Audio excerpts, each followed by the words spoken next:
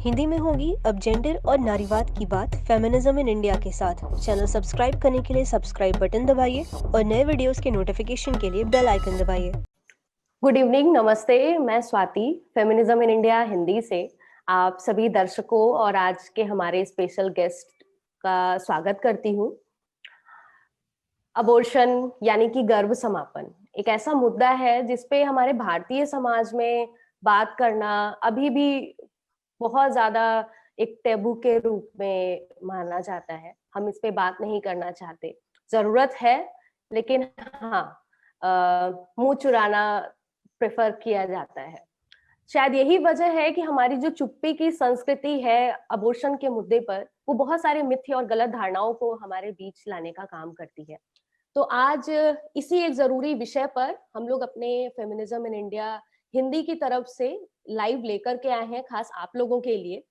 तो आज की हम लोग अपनी बातचीत शुरू करें उससे पहले एक परिचय करते हैं फेमिनिज्म इन इंडिया के बारे में, कि फेमिनिज्म इन इंडिया हिंदी क्या है और कहाँ से शुरू हुआ। तो जैसा कि आप सभी हमारे दर्शक जानते हैं, फेमिनिज्म इन इंडिया एक समावेशी नारीवादी संस्था है जो कि लगातार डिजिटल मीडिया के माध्यम से नारीवादी मुद्दे को हिंदी भाषा में लाने का प्रयास कर रही है। और लेखों से लगातार हम लोगों ने अपनी शुरुआत की थी। पिछले कई वर्षों से नारीवादी मुद्दों पे हम लिखते आ रहे हैं और अब डिजिटल माध्यमों के से भी हम लोग आप तक जरूरी मुद्दों को पहुंचाने का काम कर रहे हैं। और इसी क्रम में आज हम अपना ये फेसबुक लाइव कर रहे हैं। तो आज की जो हमारी बातचीत का विषय, जैसे कि हमने बताया, अबॉर्शन यानी कि गर्भ समापन है। और इस जरूरी मुद्दे पर बात करने के लिए हमारे पास दो स्पेशल गेस्ट आज मौजूद हैं। सबसे पहले हमारी जो गेस्ट है आज की, वो है डॉक्टर सुचित्रा दलवी जी। सुचित्रा दलवी जी, आपका जितना सरल व्यक्तित्व है, आपके काम उतने ही ज्यादा बड़े, और शायद बहुत समय लगेगा अगर सारी उपलब्धियों के बारे में और आपके काम के बारे में बताने जाएंगे।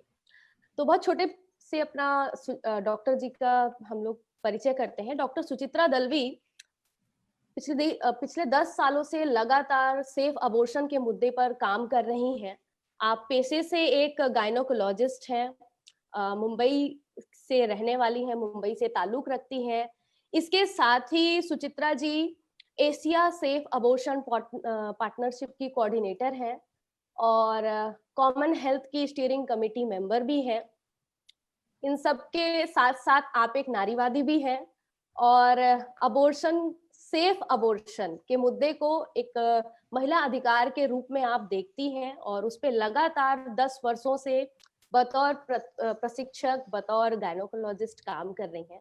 तो सुचित्रा जी, हम आपका बहुत बहुत स्वागत करते हैं कि आपने अपने एक जरूरी समय से थोड़ा सा समय हमारे लिए निकाला है, हमारे दर्शकों के लिए, कि आज हम लोग ये बात कर पाए। इसके साथ ही थैंक यू हमारे स्वाति जी। साथ मैं आपका और फेमिनिज्म इन इंडिया का भी शुक्रिया अदा करना चाहूंगी, क्योंकि जैसा आपने कहा ये बहुत जटिल एक विषय है और उस पर आपने ये स्पेशल जो इवेंट रखा है, तो उसके लिए आपके आभारी हूँ। Thank you. बहुत बहुत शुक्रिया सुचित्रा जी। और आज जो है, आज की चर्चा में सुचित्रा जी के साथ ही हम लोग के साथ हाउ टू यूज संस्था से सबीरा कवात्रा जी हैं। सबीरा जी हाउ टू यूज संस्था से जुड़ी हुई हैं और हाउ टू यूज संस्था के women first digital country project की कंसल्टेंट है। और हाउ टू यूज संस्था भी लगातार सेफ अबॉर्शन के मुद्दे पर काम कर रही है। क्या काम कर रही है, कैसे काम कर रही है, और अबॉर्शन के मुद्दे को, विषय को कैसे देखती है। तो आज इन सारे विषयों पर हम लोग आज हमारे दो विशेषज्ञों से बातचीत करेंगे। तो आज हम लोग अपनी बातचीत का सिलसिला शुरू करते हैं। कुछ सवाल तैयार किए गए हैं, जैसा कि आप पहले भी देखते आए हैं फेमिनिज्म इन इंडिया का जो एक क्रम है बातचीत का, कि जब हम सवाल करते हैं तो बातचीत एक दिशा में जाती है। और जैसा कि आज का विषय है, आज हम लोग बात करेंगे सेफ अबॉर्शन से जुड़े मिथ्य पर, और जो सवाल आमतौर पे आम जन के मन में होता है अबॉर्शन को लेकर जब वो ये शब्द सुनते हैं। तो सबसे पहला सवाल सुचित्रा जी हम लोग आपसे ही करना चाहेंगे कि अबॉर्शन, जिसे हम हिंदी में गर्भ समापन कहते हैं, पर आपका जब परिचय होता है या किसी भी एक्सपर्ट गायनोकोलॉजिस्ट का परिचय होता है तो सेफ अबॉर्शन शब्द आता है। तो सेफ अबॉर्शन क्या होता है, और अबॉर्शन मतलब किन किन माध्यमों से हम सेफ अबॉर्शन करवा सकते हैं, तो इसके बारे में अगर आप कुछ बताएं। जी।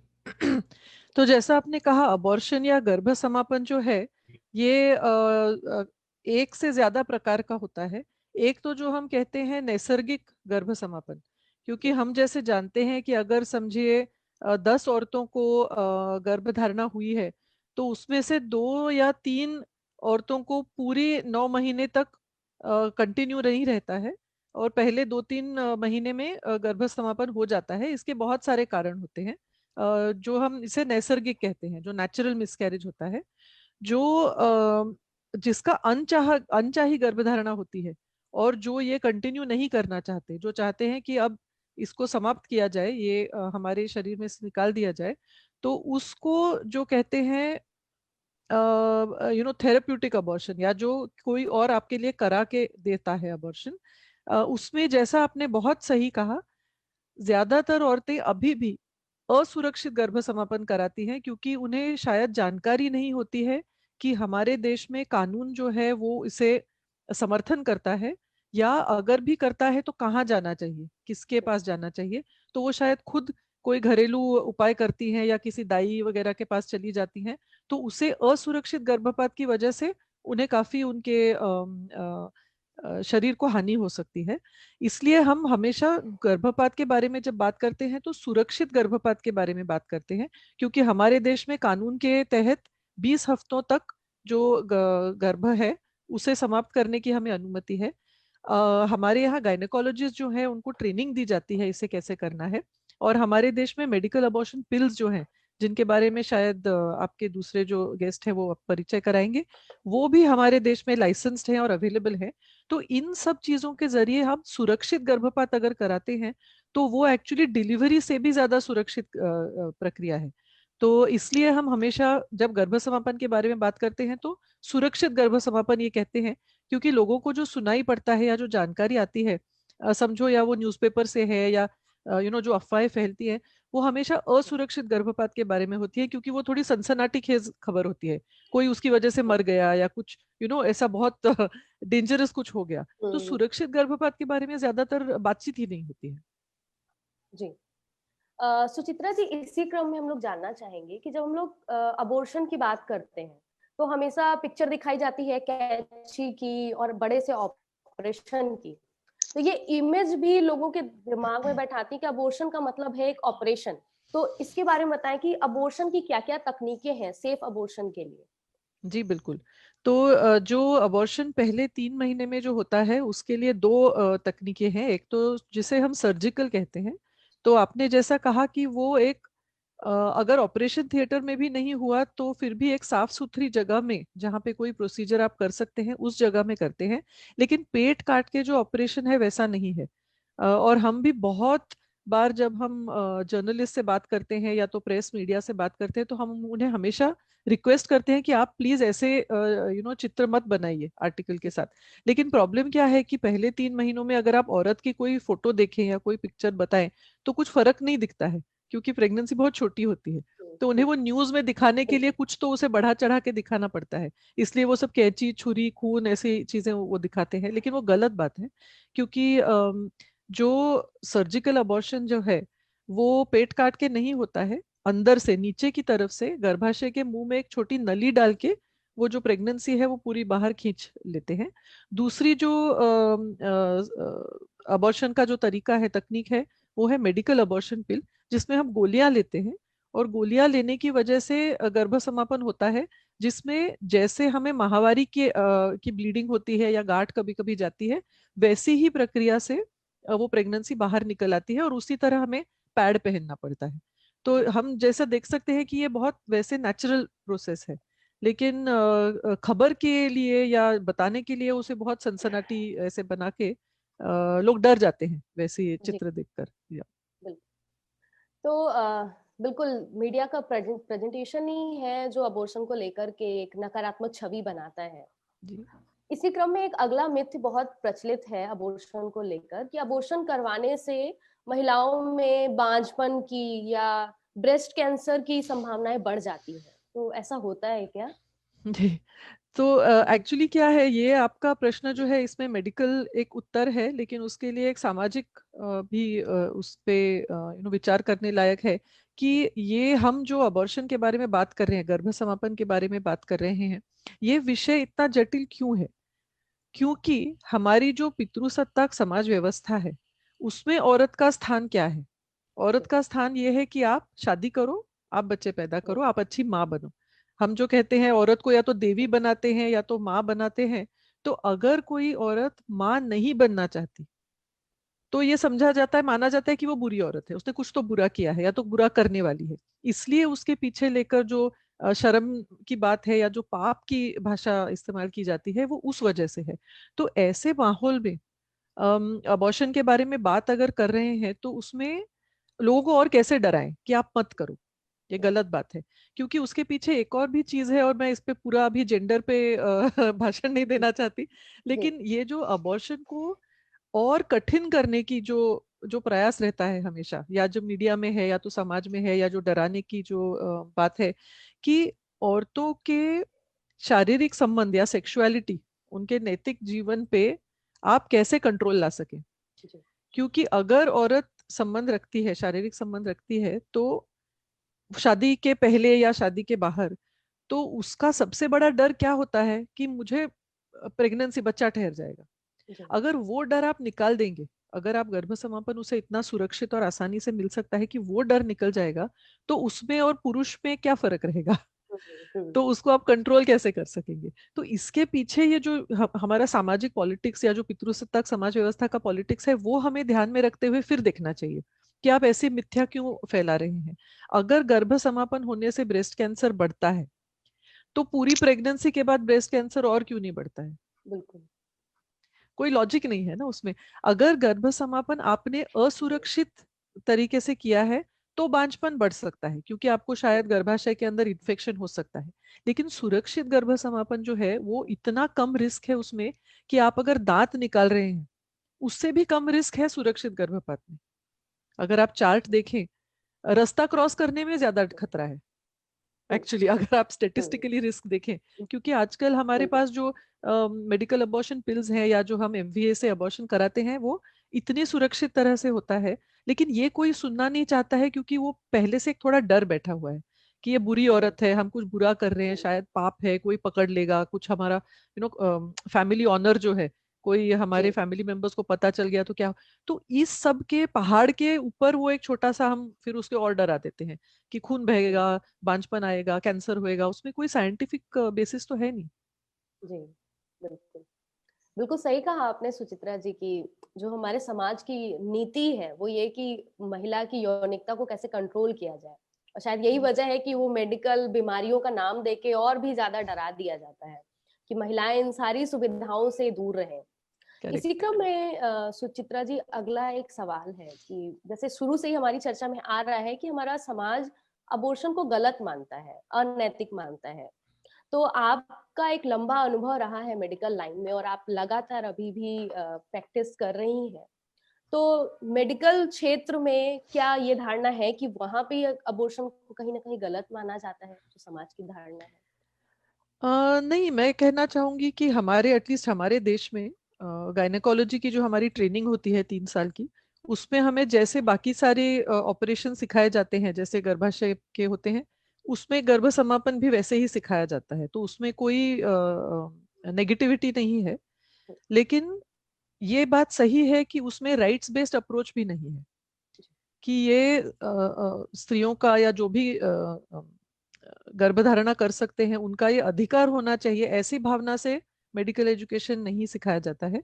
तो इसका नतीजा ये होता है कि हर कोई गायनेकोलॉजिस्ट, अगर भी हम ट्रेनिंग है हमें कैसे करना है, लेकिन उसके पीछे जो आइडियोलॉजी जो कहते हैं, जो पॉलिटिकल सेंस है कि ये हम किसी के अधिकारों के लिए कर रहे हैं, वैसी भावना नहीं होती है। तो जी। इसलिए सारे गायनेकोलॉजिस्ट प्रो चॉइस होते हैं ऐसे नहीं है, जी।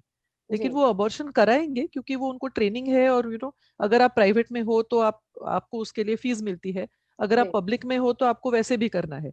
तो करना है इसलिए करते हैं। तो वैसे जी। उस हिसाब से नेगेटिविटी नहीं है।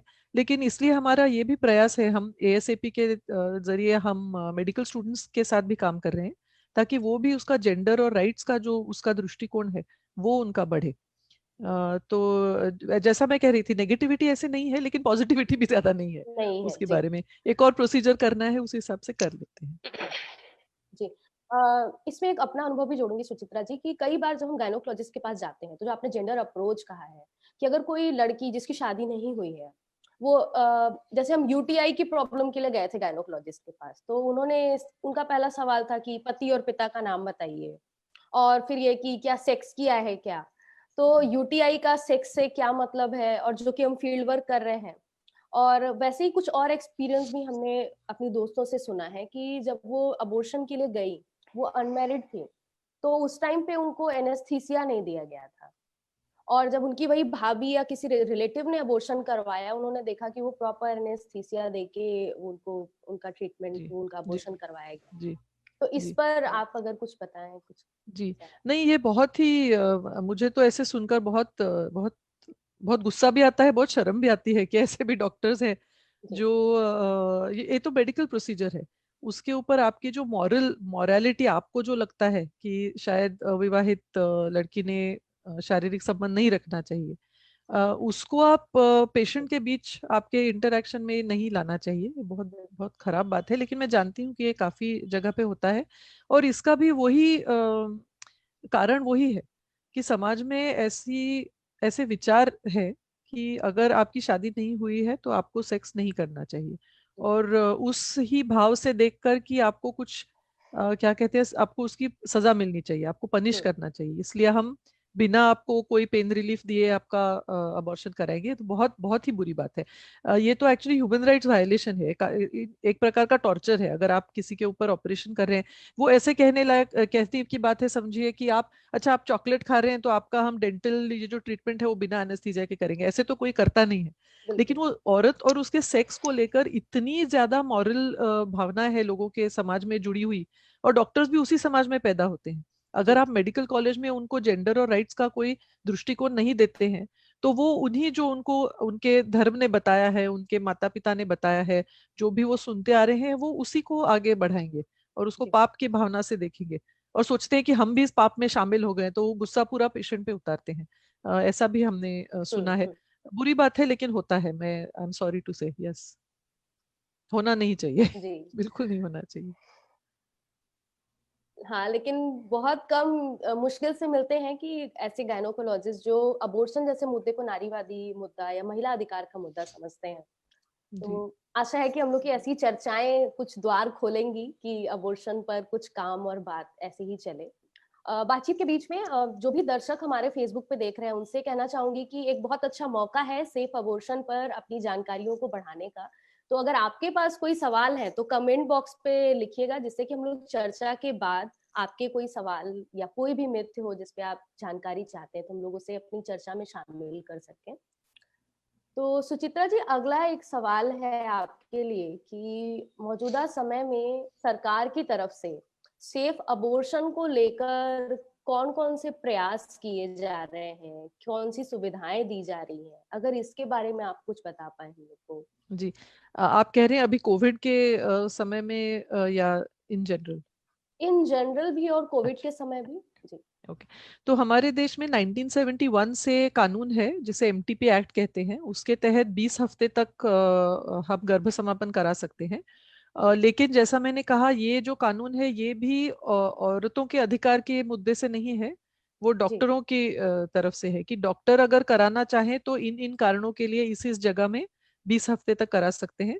लेकिन फिर भी जो भी है, हमारे यहाँ कानून है जो हमें गर्भ समापन के लिए परमिशन देता है।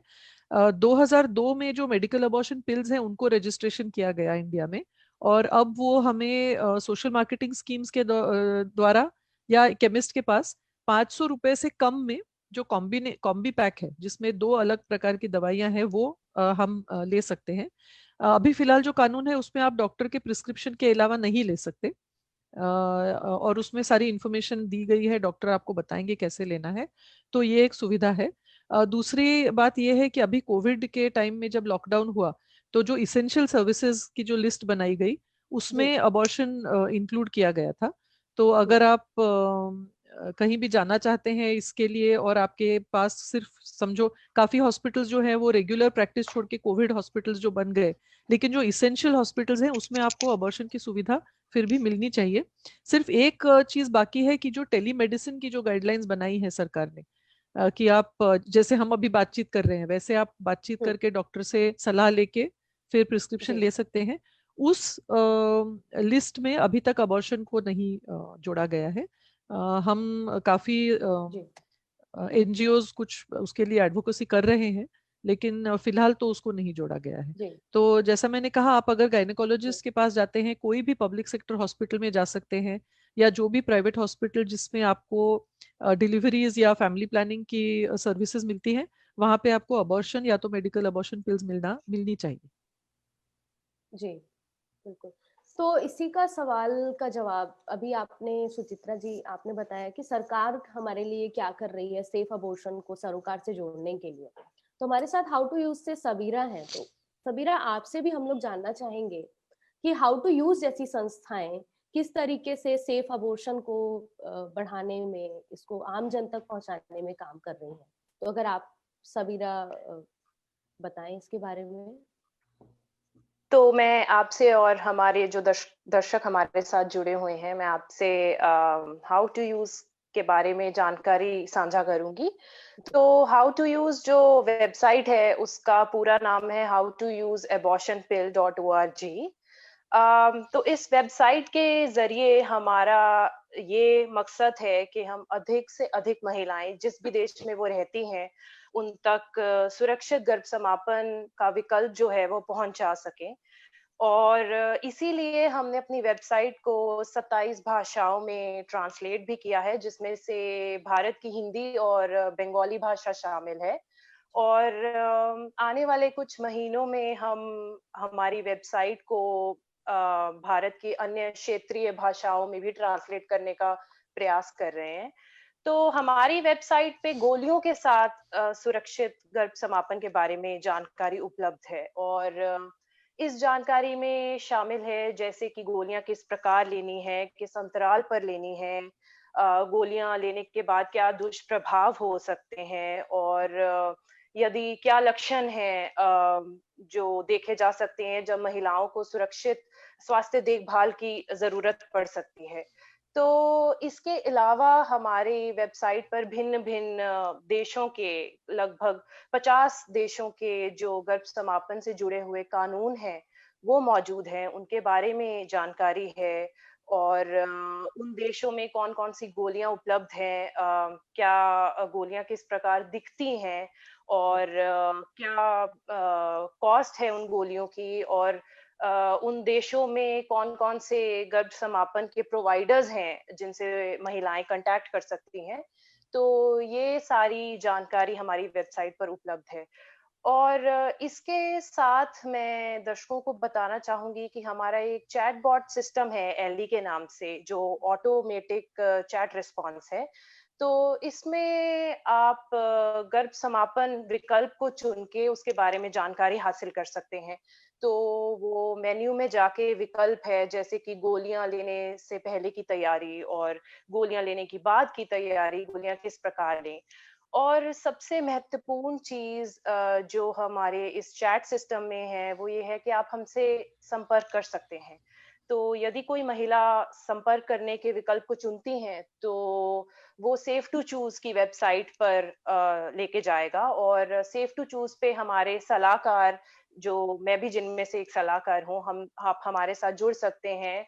महिलाएं हमारे साथ रूबरू चैट कर सकती हैं यदि उन्हें कोई आशंका है, या वो अपने फैसले से श्योर नहीं है, या कुछ उन्हें समझ में नहीं आ रहा गोलियों का के बारे में किस प्रकार लेनी है, या उनको अगर कुछ भी आशंका है तो वो हमसे रूबरू हो सकती हैं, हमसे चैट कर सकती हैं।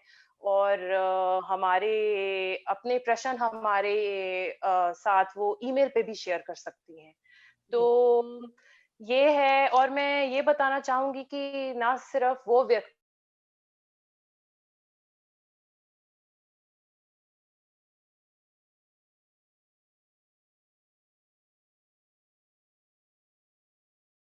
तो कोर्सेज हैं उनमें आप खुद को रजिस्टर कर सकते हैं। तो जैसे फार्मासिस्ट के लिए अलग कोर्स है, मेडिकल स्टूडेंट्स के लिए अलग कोर्सेज है। तो वो कोर्सेज के थ्रू भी आप जो है वो जानकारी हासिल कर सकते हैं। तो हमारा जो हाउ टू यूज का मेन मकसद है वो ये है कि हम अधिक से अधिक महिलाओं तक ये सुरक्षित गर्भ समापन का विकल्प जो है वो पहुंचा सकें, और ना केवल महिलाएं बल्कि देश के हर व्यक्ति तक हम ये जानकारी साझा कर सकें। बिल्कुल। बहुत-बहुत शुक्रिया सबीरा जी और सुचित्रा जी। आपने बताया कि सुचित्रा जी ने जैसे बहुत डिटेल में बताया सरकार की तरफ से कौन-कौन से प्रयास किए जा रहे हैं सुरक्षित गर्भ समापन के लिए, और हाउ टू यूज जैसी संस्थाएं किस तरीके से आम लोगों तक जो मेडिकल अबॉर्शन की बात होती है, यानी कि मेडिसिन से आप कैसे अबॉर्शन कर सकते हैं, सेफ अबॉर्शन कर सकते हैं, उसके बारे में संपूर्ण जानकारी पहुंचाने का काम कर रहे हैं। तो अगला सवाल आज के हमारे दोनों गेस्ट के लिए है और दोनों का मैं इन पर विचार चाहूंगी। तो अगला सवाल है, सेफ अबॉर्शन को क्यों महिला अधिकार माना जाए? अगर कई बार ऐसे कहते हैं कि ये तो महिला अधिकार का मुद्दा ही नहीं है, ये तो हत्या है, जैसा कि हमारे समाज में कहा जाता है। तो सुचित्रा जी, पहले आपसे जानना चाहेंगे कि आपको क्यों लगता है कि अबॉर्शन महिला अधिकार का मुद्दा है? जी, बहुत ही इंटरेस्टिंग प्रश्न है, क्योंकि ये तो एक्चुअली उसका कोर मुद्दा जो है सुरक्षित गर्भपात के अधिकार के बारे में। तो मेरा मेरा कहना ऐसे है कि हम अगर उसे ब्रेक डाउन करें, तो अगर स्त्री और पुरुष में लैंगिक संबंध आता है, तो उसके बाद पुरुष को उसके शरीर पे कोई भी फर्क नहीं पड़ता है, समझिए कोई इन्फेक्शन वगैरह नहीं हुआ है, लेकिन जो औरत है या जो गर्भधारणा कर सकते हैं इंसान, उनके अंदर जो गर्भ ठहरता है वो उनके शरीर में बढ़ता है। और अगर उसकी वजह से कोई भी हानि होने वाली है, या कोई भी डिलीवरी के टाइम प्रॉब्लम होने वाला है, या गर्भावस्था होने की वजह से अगर कोई सामाजिक उन्हें कठिनाइयां झेलनी पड़ती हैं, तो वो सब उस औरत के शरीर पर होती है या उस औरत के साथ होती है। तो इसलिए 100% जो भी उसका निर्णय है, या उसे रखना है या नहीं रखना है, वो सिर्फ उसका अधिकार होना चाहिए। किसी और का उसमें अधिकार होने का सवाल ही नहीं आता है, क्योंकि उस अगर कुछ हो जाए तो उसकी जान खतरे पे है। हम किसी भी और परिस्थिति में ऐसा नहीं कहेंगे कि समझिए आपको कैंसर हुआ है तो कोई तीसरा आदमी उस पे निर्णय ले कि आप ऑपरेशन कराएं या नहीं कराएं। आपका शरीर है, आपके जिंदगी को धोखा है, तो सिर्फ आपका निर्णय होना चाहिए। और उसी हिसाब से हम कहते हैं कि गर्भ समापन का अधिकार जो है वो जिसके शरीर में बढ़ रहा है सिर्फ उसका ही होना चाहिए। बिल्कुल। बिल्कुल सही कहा सुचित्रा जी कि हमारा शरीर है और हमारे शरीर से जुड़ा ये विषय है, तो इसका निर्णय भी हमें ही लेना चाहिए। इस पर ही आपका सबीरा विचार जानना चाहेंगे कि हाउ टू यूज संस्था की तरफ से, अगर हम कि हाउ टू यूज संस्था और सबीरा क्यों मानती हैं कि अबॉर्शन महिला अधिकार का मुद्दा है, तो आपके इस पे क्या विचार होंगे? देखिए, सेफ अबॉर्शन महिला अधिकार का अहम हिस्सा है। बात यह है कि अगर भारत की बात की जाए तो भारत में असुरक्षित गर्भ समापन मातृ मृत्यु का, मैटरनल मोर्टेलिटी का तीसरा प्रमुख कारण है। तो बहुत सी महिलाएं जो हैं वो सुरक्षित गर्भ समापन तक नहीं पहुंच पाती हैं, और फिर वो असुरक्षित तरीके अपनाती हैं जिनसे उनकी जान को खतरा हो सकता है, स्वास्थ्य को खतरा हो सकता है। और जैसे कि डॉक्टर सुचित्रा जी ने अभी कहा कि महिला के शरीर पे उसका पूरा हक है। तो मैं यही दर्शकों से भी कहना चाहूंगी कि जब महिला एक फैसला करती है गर्भ समापन का, तो वो फैसला उसके लिए भी कहीं ना कहीं कठिन हो सकता है। लेकिन हम और उसके परिवारजनक और उनके जो मित्र हैं, सगी संबंधी हैं, वो उस फैसले में उनके साथ जुड़े रहें, उनका समर्थन करें, उनका उस फैसले में इज्जत करें, उस फैसले की। तो वो मुझे लगता है वो कठिन नहीं है। तो हमें यही कोशिश करनी चाहिए कि हमारे घर में कोई भी महिला है यदि ये फैसला लेती है, तो हम उनका उस फैसले में समर्थन करें, क्योंकि ये उनका शरीर है और उनका पूरा हक है अपने शरीर के बारे में फैसला करने का, और हमारा पूरा हक है उनका इस फैसले में उनका सम्मान करने का और समर्थन करने का। और वैसे भी कहते हैं, स्वामी विवेकानंद जी ने कहा था कि देश उन्नति तभी कर पाएगा जब हम एक महिला के स्वास्थ्य में सुधार कर पाएंगे। तो मुझे लगता है बहुत जरूरी है। जी जी सती जी, मैं सुचित्रा जी सिर्फ आप। एक और चीज जोड़ना चाह रही थी कि हम जो गर्भ समापन के बारे में बात करते हैं वो हमें देखना चाहिए कि वो एक एक्चुअली प्रोसेस है किसी के भी जीवन में। तो इंडिया की अगर बात की जाए तो हमारे यहाँ सेक्स एजुकेशन सब को मिलता है नहीं है। ऊपर से इंडिया में अभी भी 60% जो पूरे दुनिया के जो चाइल्ड मैरिजेस हैं, जो कम उम्र में जो शादियां की जाती हैं, वो अभी भी इंडिया में बहुत बड़ा उसका आंकड़ा है। तो ऐसी लड़की को जिसे अपने शरीर के बारे में कभी कुछ समझाया नहीं गया है, उसकी छोटी उम्र में शादी की गई है, शायद उसको और जिस उसके पति को गर्भ निरोधक के बारे में ना तो पता है ना वो इस्तेमाल कर रहे हैं। ऐसी सिचुएशन में जब उसकी गर्भधारणा होती है और अगर वो गर्भ समापन कराना चाहती है तो वो ही एक पॉइंट है उसके लाइफ में जब उसको कुछ कंट्रोल है, वो कुछ तो कर सकती है कि अभी अच्छा ये नहीं, मुझे माहिती नहीं मिली, मुझे ये सुविधा नहीं मिली, हमें कुछ पता नहीं था, हो गया, लेकिन ठीक है अभी तो मैं इसके बारे में कुछ कर सकती हूँ, फिर आगे का आगे देखा जाएगा। तो इसलिए ये बहुत ही जरूरी है कि जब वो आए गर्भ समापन के लिए तो उसे गर्भ समापन की सुविधा तो बिल्कुल मिलनी चाहिए, जैसा इन्होंने भी कहा, सबको उनको सपोर्ट करना चाहिए। लेकिन गर्भ समापन के बाद उनको या तो इंफॉर्मेशन या तो सर्विस देनी चाहिए गर्भ निरोधक के लिए, ताकि अगली बार अनचाही गर्भधारणा ना हो। जी प्रॉब्लम सिर्फ ये है कि काफी सरकारी अस्पतालों में ये जबरदस्ती करते हैं कि हम आपका नहीं कराएंगे अगर आप प्रॉपर्टी नहीं बैठाएंगे, या अगर हम कराएंगे तो आपको जरूरी। तो वो जबरदस्ती करने की वजह से औरतें डरती हैं सरकारी अस्पताल में जाने के लिए, फिर प्राइवेट में जाती हैं जहाँ पे बहुत खर्चा होता है। तो ऐसी बहुत सारी तो इंटरकनेक्टेड चीजें हैं। सिर्फ एक चीज नहीं है कि एक औरत एक दिन उठ गई और चली गई गर्भ समापन के लिए, उसके पीछे बहुत सारी चीजें जुड़ी रहती हैं और उसके आगे भी बहुत सारी चीजें हमें उसके बारे में सोचना पड़ता है ताकि वो बार बार उसी सिचुएशन में ना आए।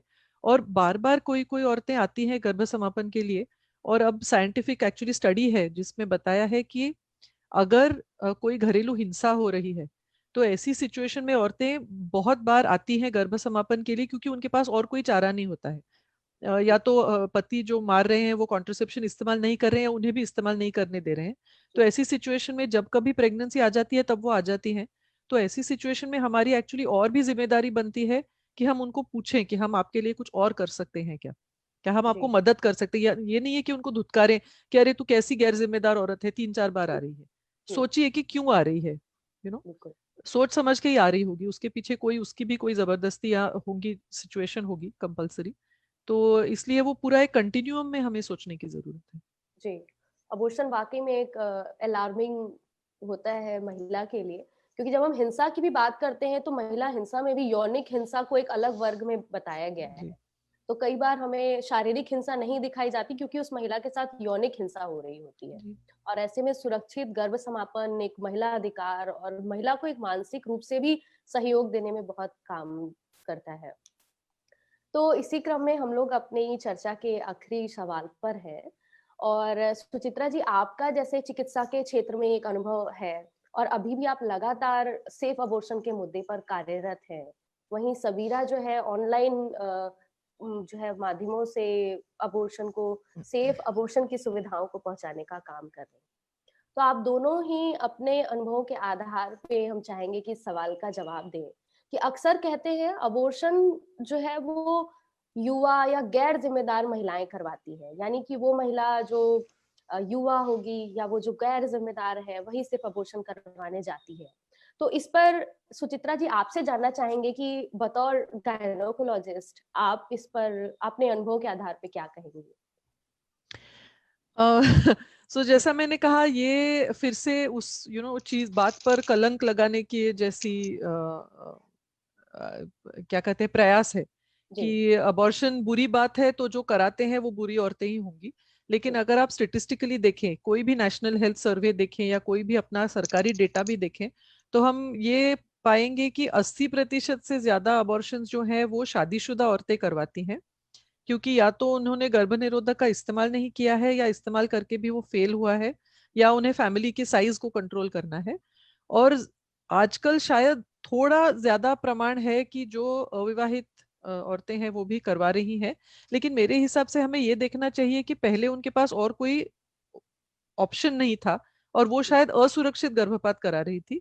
आजकल अच्छी बात है कि वो डॉक्टर के पास आकर या तो पिल्स लेकर सुरक्षित गर्भपात करा रही हैं। तो जो भी हम डेटा सुनते हैं या जो भी माहिती हमें मिलती है, उसके पीछे क्या चीजें हो रही हैं वो भी हमें जानना जरूरी है। सिर्फ एक अगर आंकड़ा फेंक दिया कि ऐसे ज्यादा प्रतिशत जो गैर जिम्मेदार औरतें हैं या तो लड़कियां जो है वो कर रही हैं, तो ये बात गलत है। क्योंकि हमारे देश में हम जानते हैं कि सबसे ज्यादा जो प्रमाण है वो शादीशुदा औरतों का है। फैमिली प्लानिंग, हम कहते हैं हमेशा कि abortion is not family planning, लेकिन सच्चाई तो ये है कि काफी सारी औरतें उसे फैमिली प्लानिंग के तौर पे इस्तेमाल करती हैं, क्योंकि फैमिली प्लानिंग प्रोग्राम में उनको या तो जबरदस्ती की जाती है, या उन्हें जो सुविधाएं दे रहे हैं वो उनके पसंद की नहीं है। आप समझो किसी को सिर्फ आईयूडी बिठा रहे हैं लेकिन उनको वो सूट नहीं हो रहा है, लेकिन आप उनको प्रोग्राम में कोई और चॉइस नहीं दे रहे हैं, तो वो कुछ भी इस्तेमाल नहीं करेंगे और फिर अबॉर्शन के लिए आएंगे। तो ये भी एक पूरा प्रोग्रामेटिक जो है, और जैसा मैंने कहा ये ऐसी अफवाहें फैलाना is part of that whole thing, कि ये बुरी बात है, तो वो जो औरतें करवा रही हैं वो बुरी ही होंगी। लेकिन सच्चाई तो ये है कि जिसे हम कहते हैं कि अरे वाह इतनी अच्छी माँ है, अपने बच्चों को इतने अच्छे से उनकी देखभाल कर रही है, उसी औरत ने शायद एक या दो अबॉर्शंस भी करवाए होंगे, लेकिन हम जानते नहीं है क्योंकि कोई इसके बारे में बात नहीं करता है, क्योंकि ये कोई बातचीत करने वाली तो चीज है नहीं, तो हर कोई चोरी छुपे कर रहा है, इसलिए हमें पता नहीं चलता है। लेकिन एज अ गायनेकोलॉजिस्ट डेफिनेटली ज्यादा कर विवाहित औरतें ही आती हैं। आई डोंट नो इनका क्या, सबीरा जी का क्या उस पे सबीरा, आप एक्सपीरियंस अपने है? विचार, अपने अनुभव को शेयर करें प्लीज। मैं भी डॉक्टर सुचित्रा जी से सहमत हूँ। ये एक भ्रम है कि गैर जिम्मेदार या युवा महिलाएं ही अबॉर्शन करवाती हैं। तो हमारे रूटीन में बहुत सारी महिलाओं के चैट आते हैं और ईमेल्स आते हैं, तो उनमें से भारत से जो जुड़ती हैं काफी सारी, अधिकतर महिलाएं जो हैं वो शादीशुदा होती हैं। तो और ये भी है कि बहुत से कारण, निजी कारण हो सकते हैं गर्भ समापन के, जिनमें से पहली बात तो ये है कि गर्भ निरोधक हमेशा 100% जो है वो सफल नहीं रहते, कभी-कभी असफल भी हो जाते हैं। और ये भी हमें देखना जरूरी है कि कई बार एक महिला का पार्टनर या पति ही गर्भ निरोधक इस्तेमाल करने से मना कर देता है, या वो खुद चाह नहीं रखता गर्भ निरोधक इस्तेमाल करने की, तो उस वजह से भी जो महिलाएं हैं वो इस सिचुएशन में आती हैं कि वो गर्भ समापन का रास्ता चुने। तो ये हर महिला का एक निजी कारण है, ये कहना बिल्कुल गलत होगा, क्योंकि हम प्रतिशतात्मक सोसाइटी में रहते हैं, पेट्रियार्कियल समाज है, इस करके ये जो है, ये सोच जो है महिला को सुरक्षित गर्भ समापन तक पहुंचने में एक रोक लगा देता है। तो इस करके ये सोच लोग रखते हैं, बट ये बहुत गलत सोच है, ये एक भ्रम है। बिल्कुल बिल्कुल सही कहा आपने सबीरा, की सोच गलत है, और शायद हमें लगता है ऐसी चर्चाओं के माध्यम से हम लोग सुरक्षित गर्भ समापन पर एक चर्चा का माहौल और एक आम लोगों तक इन सुविधाओं को पहुंचाने का प्रयास करें, तो शायद ये चीजें पहुंच सकती हैं। और ये बहुत जरूरी और बुनियादी मुद्दे हैं, क्योंकि जैसे सुचित्रा जी ने भी कहा है कि सुरक्षित गर्भ समापन की जो मांग है, वो महिला सिर्फ ऐसा नहीं है कि वो उठी और उसने मांग लिया, उसके पीछे बहुत लंबी सीरीज हिंसा और पितृसत्तात्मक सोच की जो एक मार झेलती है महिलाएं। मुझे लगता है बहुत ही अच्छा सत्र रहा इस चर्चा का, और ऐसे प्रोग्राम से हम अगर बातचीत द्वारा अबॉर्शन के मुद्दे पे जो कलंक या पाप की भावना या कुछ तो डर है कि हम कुछ गैर कानूनी कर रहे हैं, ये जो भावना है लोगों में, उसे दूर करने में बहुत अच्छा ये प्रयास है। मैं सिर्फ इतना कहना चाहूंगी कि जब भी हम गर्भ समापन के बारे में बात करें, एक तो जैसा मैंने कहा सुरक्षित गर्भ समापन के बारे में बात करें, ताकि लोगों को पता चले कि ये कानून के तहत है हमारे देश में, और सुरक्षित गर्भपात सेवाएं अगर आप इस्तेमाल करें तो आपके शरीर को कोई हानि नहीं होगी। जी और जितना जितना हो सके हम जब भी गर्भ निरोधक के बारे में बात करते हैं, तब उसमें ये भी जोड़ना चाहिए कि हम आपको गर्भ निरोधक के बारे में बता रहे हैं, लेकिन कोई भी गर्भ निरोधक 100% नहीं होता है। और अगर फेलियर हो जाए तो आपको ये जानकारी होनी चाहिए, एक तो इमरजेंसी कॉन्ट्रासेप्शन के बारे में, और दूसरा ये कि अगर आपकी माहवारी रुक जाती है, आपको लगता है प्रेगनेंसी है, तो आप जितने जल्दी हो सके किसी गायनेकोलॉजिस्ट के पास अगर चले जाएं तो जी आपको गर्भ समापन की जो सुविधा है वो भी मिल सकती है। इसी के साथ मैं कुछ ऐड करना चाहूंगी। पहले तो थैंक यू स्वाति जी। हमारा हाउ टू यूज का सौभाग्य है कि वो फेमिनिज्म इन इंडिया के साथ जुड़ सका और डॉक्टर सुचित्रा जी के साथ चर्चा कर सका। मैं अपने दर्शकों से यही कहना चाहूंगी कि सुरक्षित गर्भ समापन के तरीके, उनकी सेवाएं मौजूद हैं, उन्हें अपनाएं। और हम जैसे एनजीओज हैं जो इस पे काम कर रही हैं, हमें संपर्क करने में संकोच ना करें। हम उनके सवालों के जवाब हमेशा देते रहेंगे, वो हमसे चैट कर सकते हैं। और हाउ टू यूज abortionpill.org पे वो सारी सुरक्षित गर्भ समापन के बारे में जानकारी भी हासिल कर सकते हैं।